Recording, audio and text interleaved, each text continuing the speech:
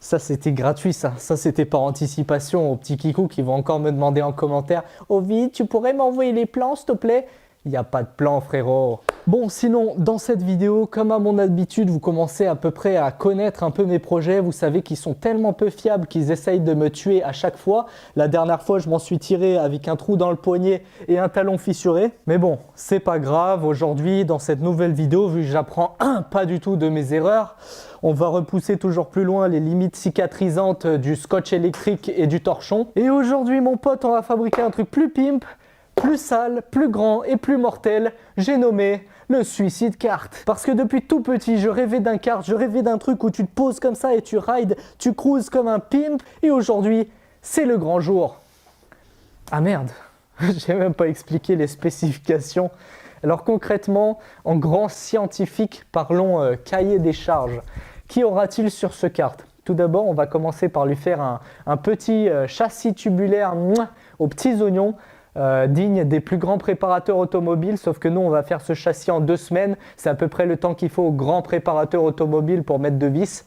Ce châssis tubulaire va accueillir un moteur YX 125 cm3 parce que oui c'est la Hess, j'ai absolument plus de budget pour acheter un autre moteur, mais au fur et à mesure des vidéos je prévois que ce moteur il explose et soit remplacé par un CBR 500, CBR 1000, bref, on verra bien la souillerie qu'on trouvera sur le chemin. Pas de turbo, les turbos ils sont trop gros pour ce genre de moteur, ils n'ont pas assez de souffle pour les faire tourner. Donc on va mettre un compresseur qui sera entraîné par des poulies. Donc les poulies, on va calculer au pifomètre des bons ratios pour que ce moteur n'explose pas sous la pression de ce chargeur qui est fait pour 1000 cc. Donc 1000 cc sur un moteur de 125 cc, vous voyez la douille. Ensuite on va agrémenter chaque roue d'un petit système de suspension à double triangulation. Donc ce qu'il y a de mieux dans l'automobile j'ai envie de dire. Et pour amortir on va mettre des systèmes télescopimp, donc brevetés made in Ultimate Making. Les télescopimp c'est en fait les petits vérins pneumatiques, les trucs sur lesquels on va foutre 8 barres et le véhicule il va faire pfft, se lever et pfft, redescendre un peu comme les lowriders américains. C'est ce que j'avais mis sur le Drift Strike, sauf que c'était un peu nul, le véhicule était tellement lourd qu'il avait du mal à se lever. Donc évidemment maintenant on en aura 4 qui seront 2 fois plus larges que les autres. J'ai pas de souci à me faire là-dessus. Sûrement une gestion programmable, un ratio de 1,6 entre la longueur, la distance entre les roues ici et la largeur du véhicule. Pourquoi 1,6? Parce que 1,6 c'est à peu près le chiffre d'or pour les véhicules de drift. Donc ce que je vous propose, trêve de bavardage, épisode 1.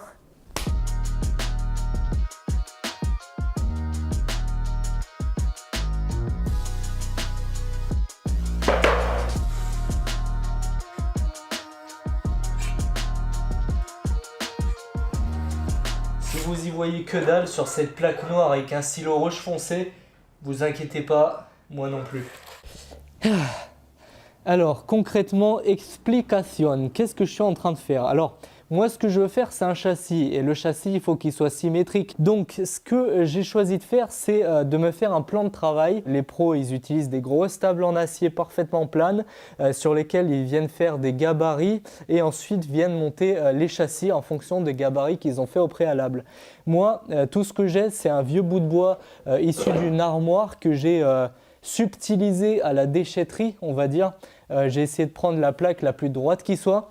Si vous regardez un peu de biais, elle est relativement droite, franchement elle est plutôt propre. Et ce que j'ai dessiné dessus, c'est de la simple géométrie. Là j'ai fait une sorte de treillis un peu pim pour faire un peu un style châssis de race car tout simplement. Et maintenant tout ce qui reste à faire pour finaliser ce gabarit du ghetto, c'est de prendre des petites cales en bois. On va prendre des petites cales et on va les disposer dans les points stratégiques en fait du châssis, là où on a besoin d'avoir un maintien, une mise en position précise.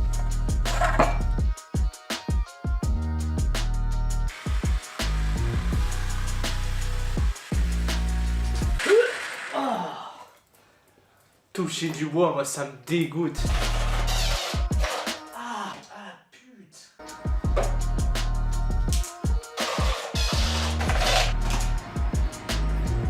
Et voilà mon œuvre d'art.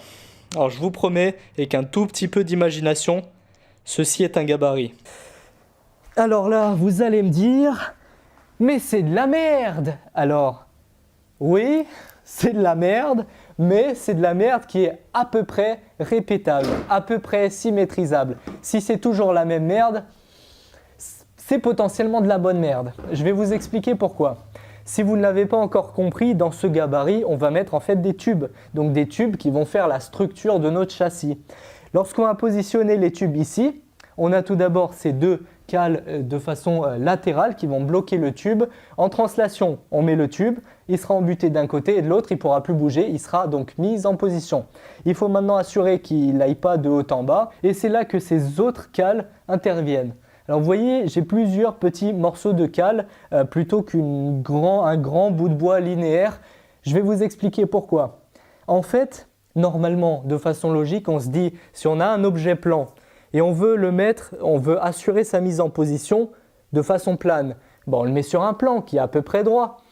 Sauf que c'est là toute la difficulté, c'est que ton plan, comment tu vérifies qu'il soit droit? Surtout quand on utilise du bois, le bois c'est jamais plat, il y a des creux, il y a des bosses, c'est mal scié, c'est scié de travers.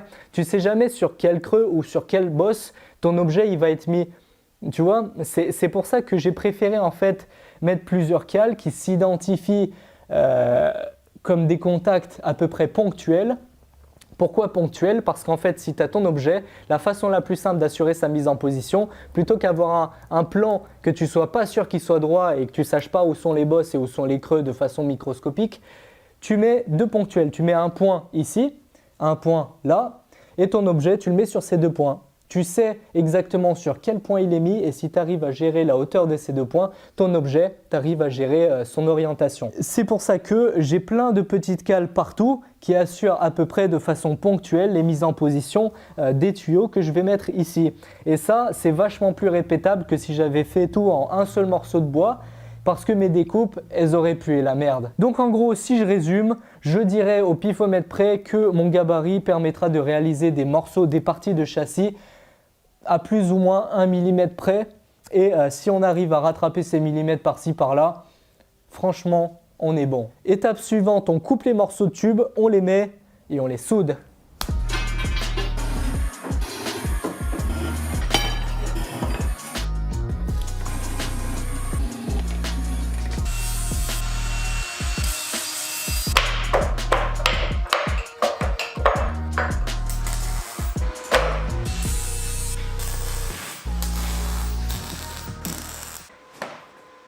Et bien sûr, toujours accompagné de mon bon setup du ghetto. Ce setup là m'évite d'acheter en fait une bonbonne d'argon CO2 dédiée pour le MIG et une bonbonne d'argon pur pour le TIG. Comme ça, avec une bonbonne, celle-là c'est du CO2 pur. Quand j'ai besoin du MIG, je mets un petit peu ici et j'ai un système de T et de Y qui permet en fait de faire venturi avec une vanne entière-tour ici pour pas que cette grosse bonbonne recharge la petite ou fasse péter le mano. Ici je règle genre 1 litre minute, quand là je règle genre 6. Et du coup je fais un petit mélange façon freestyle à l'intérieur des tuyaux et ça part dans le MIG. Quand j'ai besoin du TIG, celle-là je l'éteins complètement, je mets que l'argon pur et bam je fais du TIG. Et voilà, en bon roumain des bois, je vous partage les bons bails. T'inquiète bébé, c'est cadeau. Alors quand on n'a pas de grugeuse de tube, quand on veut faire un raccord à 90 degrés, eh bien moi ce que je fais c'est que je commence par faire deux coupes à 45, comme ça qui se rejoignent à un point. Et ensuite, ce qu'on fait, c'est qu'on lisse le creux. On vient ici à la meuleuse, on lisse un petit peu comme ça. C'est un peu ghetto, mais écoutez, ça fait l'affaire. Oui, bon d'accord, sinon il y a ça aussi, mais c'est un peu moins fair play.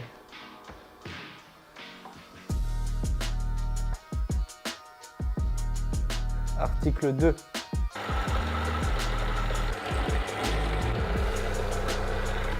Waouh Charlotte, une femme à tout faire.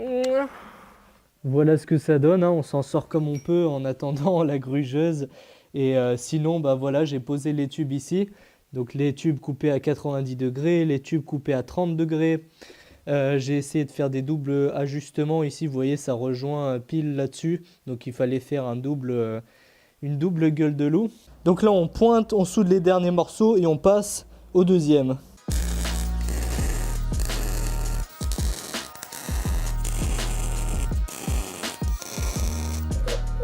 Yeah boy, qui aurait cru? Ah, fuck. Encore une bonbonne de vide. Putain, 100 € dans le cul là.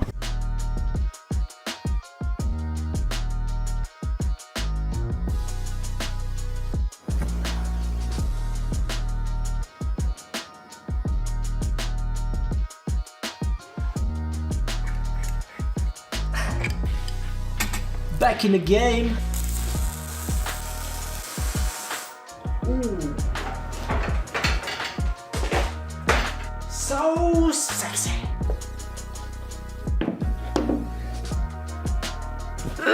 Oh. Le bon chewing-gum chaud. Matez-moi cette merde.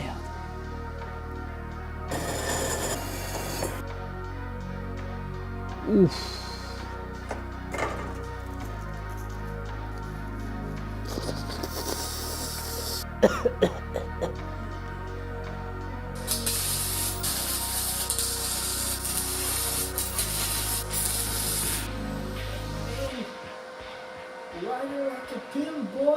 Mais juste avant de passer à la partie 2 de cette vidéo, laissez-moi vous introduire le sponsor d'aujourd'hui. 1, 2, 3, roulement. Et ouais, alors 1, 2, 3 roulement, je pense que vous connaissez déjà pour la plupart d'entre vous parce que c'est tout simplement la référence française du roulement à billes. Et quand je dis roulement à billes, c'est très restrictif parce qu'ils ont évidemment, ils ont toutes les gammes imaginables et possibles dans tout ce qui est roulement à billes, donc liaison pivot sur billes, sur aiguilles, sur rouleau, sur cône, bref, absolument tout.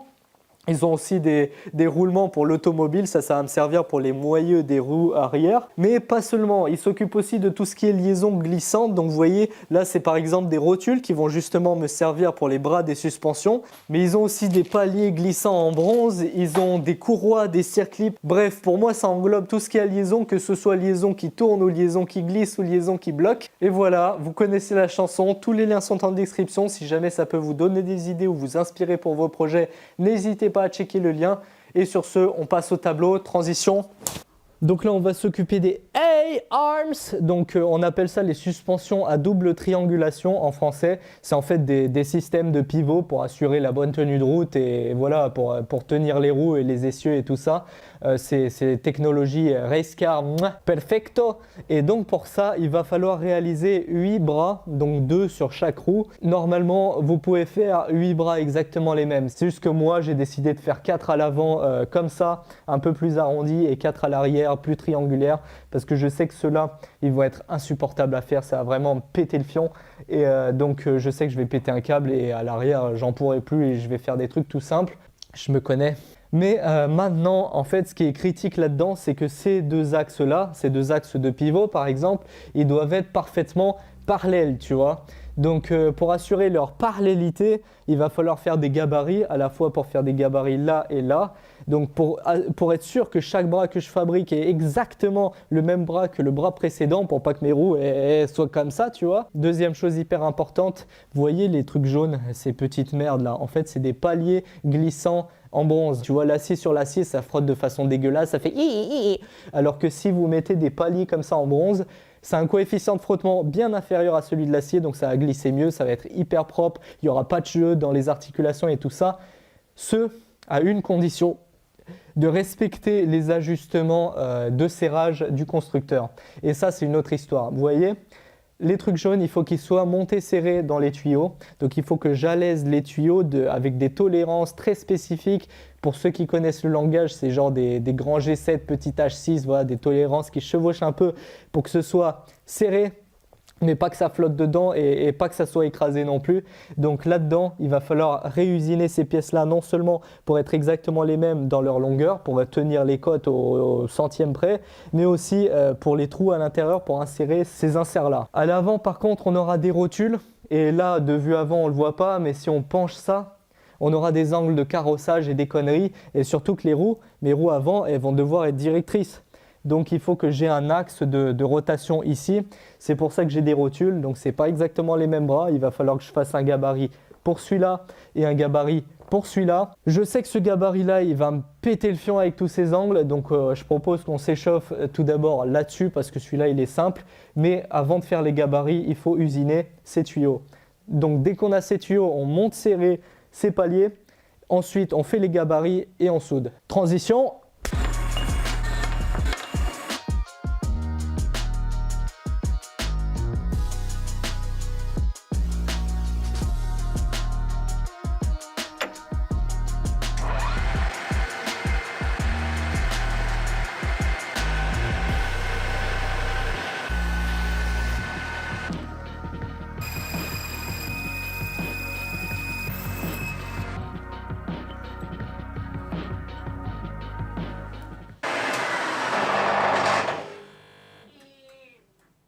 La lombalgie.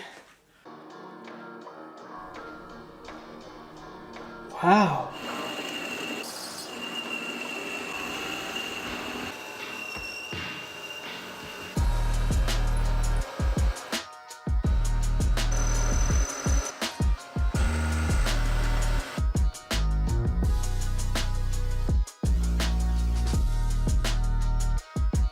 Alors, qu'avons-nous ici? Alors vous voyez, j'ai mes deux tuyaux qui vont me servir donc de pivot de mes doubles triangulations que j'ai réalisées.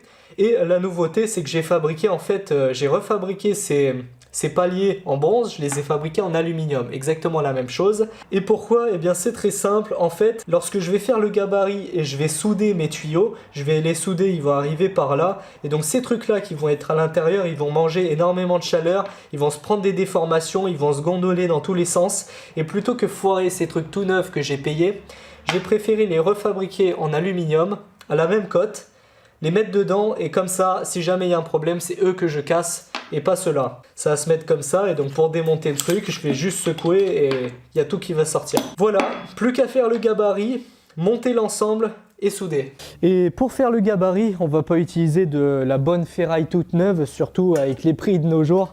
On va plutôt prendre ce vieux morceau de cadre de lit que j'ai récupéré dans la rue il y a quelques années. D'ailleurs, pour ceux qui me suivent depuis longtemps, pour l'anecdote, vous reconnaissez, j'ai fait ma première pimpounette avec ce morceau. Il m'en reste encore du coup. Et pour tous les bouffeurs de soja de Paname là, qui me disent que je suis pas écolo, tous des mythos. Ouh yeah. Oh le con. Oui. Ouais. Il est temps pour toi, ma petite Charlotte, d'accomplir ton devoir conjugal. Et regardez-moi ces merveilles. Fraise carbure monobloc, Banggood. Quoi, 5 balles? Petit jeu de cale Banggood, naturellement. Franchement, les mecs, quand vous achetez ces cales-là sur Othello ou sur je sais pas quoi de mes couilles, bah vous vous faites pigeonner. Genre vous payez 3 fois plus cher des trucs qui viennent de Chine. Autant acheter à la source. Waouh! Et ça, dans la charte du PIM, ce n'est rien d'autre que l'article 16.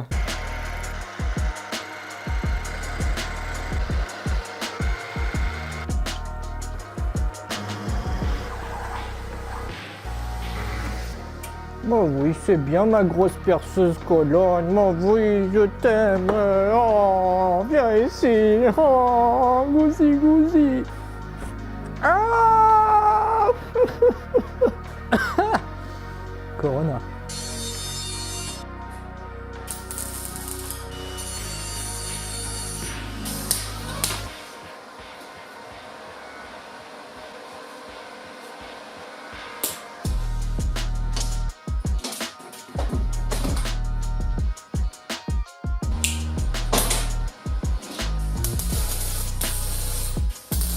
Vous savez, ce qui est marrant, c'est que je me suis trompé dans la longueur. Après avoir mis tout parfaitement parallèle, tout magnifiquement aligné, et ben en fait là j'ai mis 15,5 au lieu de 16. Et là je vous jure, cette fois un demi-centimètre ici, ça change tout. JPP, moi je me casse. Ciao, à demain.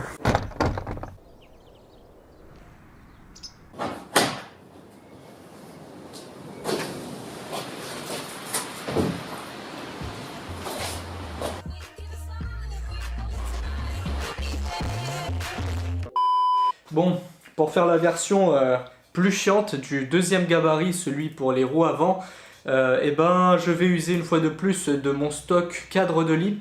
Cette fois, c'est pas le même que le blanc, parce que le blanc, en fait, son cadre était carré et beaucoup trop large.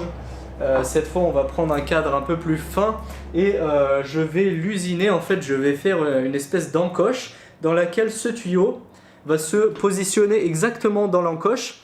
Donc ce tuyau, c'est un bout de tuyau, un bout de tube que je dois mettre incliné exactement de 20 degrés. Donc je vais le mettre dans l'encoche. Ça, je vais le souder avec un angle d'exactement 20 degrés. Et donc, systématiquement, quand je vais mettre ces trucs dans l'encoche, hop, clac, il va se positionner correctement. Peut-être on mettra des serrages par au-dessus, mais je crois franchement que j'aurai la flemme. Et donc, je vais couper ça. Je vais usiner une encoche avec Charlotte Terminator. Et vous allez comprendre.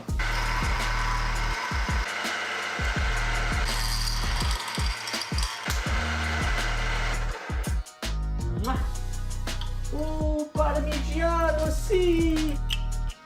Snug and fit.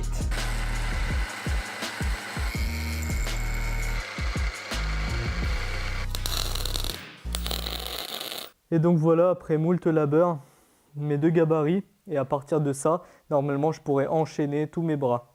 Donc j'ai commencé à faire les A-arms à l'avant. Et donc vous avez vu avec le joli arrondi et tout, j'ai pris ma cintreuse habituelle, donc le truc tout pourri que j'ai acheté à 80 balles sur Amazon il y a quelques années. Et je me suis retrouvé avec ça. Donc voilà, je suis complètement découragé, ça me saoule et je vais abandonner l'idée de faire des trucs arrondis. Et donc finalement, je vais me rabattre sur une autre alternative. Donc je vais faire des coudes. Voilà, je vais couper en angle, je vais souder à plusieurs points et puis voilà, je vais faire des trucs angulaires quoi.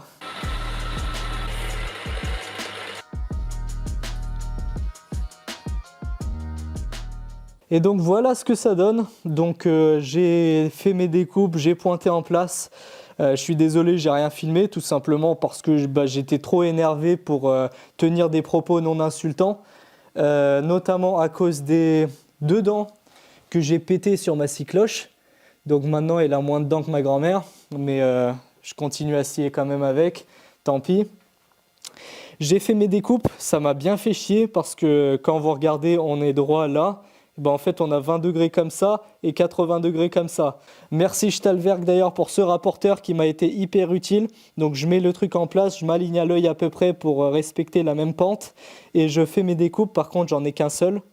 Donc voilà, super pratique hein, si jamais vous voulez l'acheter d'ailleurs. C'est hyper précis, ça va super, ça s'aimante hyper bien. Bref, que du bonheur, mais j'en ai qu'un seul. Et pour le deuxième angle à 20 degrés, je l'ai fait à peu près au pif. Donc j'ai incliné comme ça. J'ai plissé les yeux et puis j'ai prié pour que ça passe. Et puis la plupart du temps ça passe. Et puis des fois quand c'est un peu foireux, j'utilise la meuleuse pour redresser un petit peu, pour lisser et puis rattraper un peu les angles que j'ai foirés. Donc voilà où j'en suis. J'espère que vous êtes satisfaits parce que la romanitude est plutôt olympique.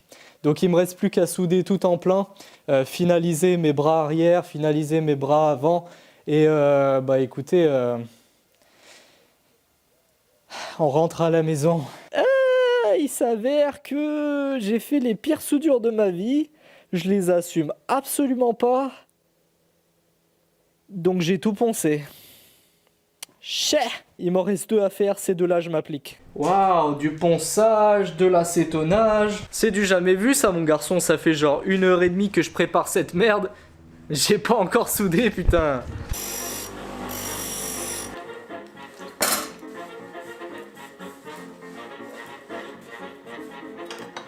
Ok, on respire, pas de précipitation, j'ai que ça à foutre de ma vie.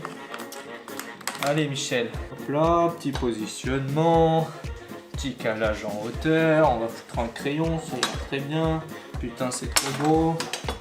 Ok, on attend, tranquille, on respire, tranquillement, on va essayer de poignarder personne à la fin de la journée. On positionne ça, tout gentiment, on regarde si c'est aligné, bien, oui, c'est pas aligné du tout, c'est pas grave, on va s'appliquer, voilà, on repose, on réessaye, on met en contact, mais oui, Voilà. On nettoie même l'électrode parce qu'on est des gros suceurs. Voilà. Voilà, on purge bien pour être sûr qu'on ait de l'argon. Voilà. On oublie la masse, évidemment, parce qu'on est des gros cons.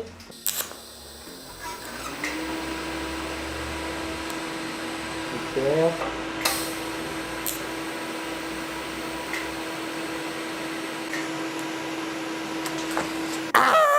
Cercle chromatique du pimp, ouais.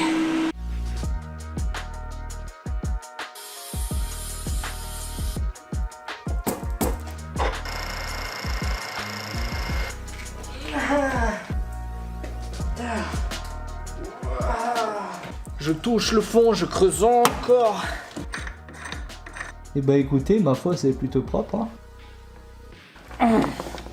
Le plus dur dans un début de filetage comme celui-là, surtout les gros filetages de merde, ça c'est du M18 x 1,5, c'est que si t'arrives pas à mettre assez de pression quand tu l'entames, assez de pression au-dessus, bah du coup les premières dents du tarot elles arrivent pas à manger. Et du coup, elle mange un peu et clac, elle ressaute. Et elle mange et elle ressaute. Et du coup, tu usines en fait ton trou au lieu qu'il soit parfaitement cylindrique. Et bah, tu fais un cône. Et pour rattraper ça, faut user de techniques peu orthodoxes. Putain. Il y a des fois, je me demande qu'est-ce que je branle. Et bah, tu sais quoi, le pire, c'est que ça a marché. Et du coup, j'en ai foiré 2 sur les 4. En même temps, j'ai un peu aussi cherché la merde en prenant des Shanghai Toolworks. 2 tarots pour 7 €. Je trouve ça plutôt rentable. Waouh! Ah, et là, mon gars, c'était le drame. Remettons les choses dans leur contexte. En général, pour faire ce genre de Hey Arms, les gens utilisent des rotules. Ils en mettent partout. Au lieu de mettre des pivots partout, ils mettent des rotules partout. Pourquoi? Parce que les rotules, ça te permet énormément d'erreurs mécaniques. Dès que tu as des trucs qui ne sont pas collinéaires, des axes qui ne sont pas confondus, c'est pas grave, c'est des rotules. Le but de la rotule, c'est que ça rotule. Si ça rotule, ça compense les défauts. Mais une rotule, ça coûte 2 à 3 fois plus cher qu'un petit palier glissant comme ça. Et moi, en bon rat des familles, bah, j'ai pris des paliers. J'ai anticipé un peu, je savais que ça allait gondoler, je savais qu'il y aurait eu un petit peu de défaut, mais c'est pour ça que j'ai fait un putain de gabarit, c'est pour ça que j'ai fait des putains d'ajustements en centièmes, tu vois. Mais j'imaginais pas à ce point-là. Problème numéro 1, j'ai dû sortir les axes et mes paliers en alu à gros coups de marteau. Déjà à partir de là, tu sens venir la douille. Problème numéro 2, j'ai comme un gros mariole commandé du rond de 16 au lieu de commander du rond de 14. Donc en urgence, j'ai dû paniquer, j'ai cherché partout et j'ai dû aller jusqu'à Villefranche sur putain de Saône pour trouver des ronds de 14. Super, j'ai mon rond de 14 maintenant. J'ai plus qu'à fileter. Mais non, j'arrivais pas, la filière elle rentrait pas. Et si j'arrivais à rentrer, eh ben ça partait en diagonale. J'arrivais pas à faire un filetage droit. Ah bah, va bien te faire enculer. Donc ce que j'ai fait, c'est que j'ai démonté toute la putain de boîte de vitesse de mon tour pour mettre les bons pignons et pour faire un filetage autour. Sauf que le tour, il m'a pété les plaquettes parce qu'en fait en dessous de 1200 tours minute, il cale. J'aurais fait clac et la plaquette forcément elle casse. Le carbure ça déteste les arrêts soudains. Donc voilà, à part à 1200 minutes, je peux pas fileter avec cette merde. Et à 1200 tours minute, va faire un filetage. Ok, c'est pas grave, je suis passé en rond de 10, j'ai diminué le diamètre, j'ai foutu dans Charlotte, je l'ai fait avec ma technique guétalienne, ça a marché, tout va bien qui finit bien. Tutoriel, comment faire un filetage droit. Étape 1, montage du ghetto. Étape 2, filière dans l'étau. Étape 3, vitesse rapide. Nickel. On en vient au problème numéro 4. Quand j'ai voulu tout monter, tout était excentré. Ouais. Genre, au lieu que mes paliers soient face à face, ils étaient comme ça. C'était un putain de V, mon truc. Donc, voilà où nous en sommes. Nous finissons cette vidéo sur un petit fail que nous allons essayer de réparer dans l'épisode 2 qui sortira dans 2 semaines. Donc, voilà, nous allons essayer de réparer les problèmes d'aujourd'hui et bien évidemment créer d'autres sans le vouloir, mais c'est toujours comme ça la vie. Spoiler alerte, pour corriger les défauts de coaxialité, Ça s'est fini très tard et ça a fait peur aux voisins. Ah, et j'ai presque failli oublier. Les Pimstitutions sont bientôt disponibles. Donc voilà, je vous en parle plus en détail dans la vidéo partie 2. J'ai passé 7 heures sur Photoshop pour remasteriser le tout et rendre ça vraiment magnifique. Donc ça c'est la version petite, il y a aussi la version méga grande et méga pimp encadrée en doré sur mon mur. Mais voilà, je vous en parle plus en détail dans la vidéo partie 2. Patience, ça sort dans 2 semaines. Sur ce, je vous laisse, je vais me fumer un schrap pour me détendre. Ciao!